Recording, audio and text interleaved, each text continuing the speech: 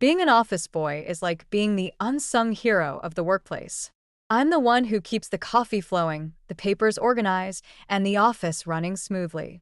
Every day is a whirlwind of tasks, delivering messages, sorting mail, and making sure everyone has what they need to succeed.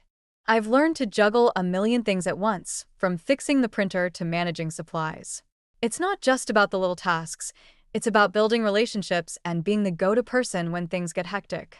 Every smile I bring to a colleague's face makes it all worth it. Being an office boy is like being the unsung hero of the workplace. I'm the one who keeps the coffee flowing, the papers organized, and the office running smoothly. Every day is a whirlwind of tasks, delivering messages, sorting mail, and making sure everyone has what they need to succeed. I've learned to juggle a million things at once, from fixing the printer to managing supplies. It's not just about the little tasks, it's about building relationships and being the go-to person when things get hectic.